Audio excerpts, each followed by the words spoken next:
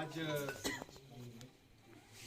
जो ये उपचुनाव हमारे सिर पे थोपा गया है भारतीय जनता पार्टी के द्वारा, उस सिलसिले में हम सभी लोग यहाँ पे एकत्र हुए हैं। तो हमें थोड़ा चिंतन करना पड़ेगा, मनन करना पड़ेगा कि ये उपचुनाव जो मंडी संसदीय क्षेत्र में हो रहा है ये क्यों हो रहा है। 1 साल पहले ही तो यहाँ से सांसद के चुनाव हो चुके थे। क्या वजह रही है चुनाव फिर से हर साल आ रहा है, जबकि एक चुनाव तो एक बार हो जाता है तो 5 साल के बाद आता है। इस सिलसिले में हम लोग यहाँ पे इकट्ठे हुए हैं।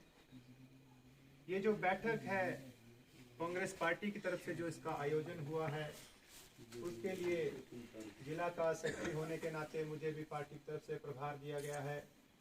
मुझे जोड़ा गया है जो यहाँ पे आपके जो ढेलू जिला परिषद वार्ड है उसकी जो जिला परिषद की वार्ड सदस्य हैं लीला खनौरिया जी, जिन्हें आप सभी लोगों ने ही तमाम विरोधों के बावजूद इतने अच्छी लीड से जिला परिषद का यहाँ पे सदस्य बनाया था। हमारे साथ अभी आपने विचार सुने ओजस्वी तेजस्वी नेता जो आपके क्षेत्र का प्रतिनिधित्व पूरे जोगिंद्रनगर विधानसभा क्षेत्र में करने के लिए तैयार हो चुके हैं। नरेश खनौरिया जी, भाई अक्षय जी, अजय जी, आप सभी तमाम साथी, आपका एक एक का नाम लेने लगूंगा तो समय ज़्यादा लगेगा, ठंड भी बहुत है तो थोड़ा सा संक्षेप में बात करेंगे।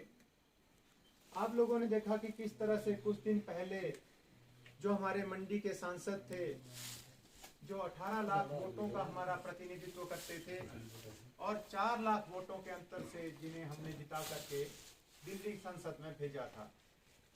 एक दिन सुबह सुबह टीवी में न्यूज़ चलती है कि मंडी संसदीय क्षेत्र के जो सांसद हैं रामस्वरूप शर्मा जी, उन्होंने आत्महत्या कर ली। और वो जो न्यूज़ है, पता नहीं क्या कारण रहे, वो भी तो 18 लाख लोगों का प्रतिनिधित्व करने वाला व्यक्ति था, कोई आम आदमी तो था नहीं। लेकिन आधे घंटे में ही वो जो क्लिप्स जो टीवी में चली थी वो सारी खत्म हो गई।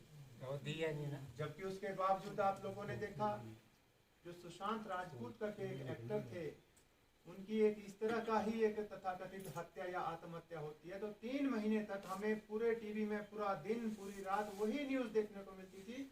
अगर हमारी इच्छा होती थी कि अगर दूसरी हमारे को पता चले कि जम्मू कश्मीर में तो नहीं कुछ हुआ या दिल्ली में कुछ तो नहीं हुआ, वो हमारे को देखने को नहीं मिलता था। हमारे को मजबूरन सिर्फ सुशांत राजपूत की हत्या, आत्महत्या कैसे हुई वही देखना पड़ता था। अब प्रदेश में भारतीय जनता पार्टी की सरकार है, देश में भारतीय जनता पार्टी की सरकार है, भारतीय जनता पार्टी के ही वो सांसद थे, तो इसकी जांच आज तक इतने महीने गुजर जाने के बाद भी क्यों नहीं हुई? क्यों इस बात का सच सामने नहीं आया? पहले उन्होंने कहा कि जी उनके परिवार जब वो वहाँ पे दाह संस्कार में आए थे, इनके बड़े बड़े नेता लोग, कहा कि जी इनके बेटों से परिवार से गुप्त मंत्रणा हो गई, बंद कमरे में बातचीत हो गई, अगला टिकट बेटे को ऑफर कर दिया गया। और जब अभी हमने देखा तो कोई टिकट बच्चे को भी उनके को नहीं मिला। वैसे तो देखा जाए जोगिंद्रनगर से वो हमारे सांसद थे तो जोगिंद्रनगर के ही किसी नेता को भारतीय जनता पार्टी को टिकट देना चाहिए था। ये भी इन्होंने जोगिंद्रनगर के साथ धोखा किया है।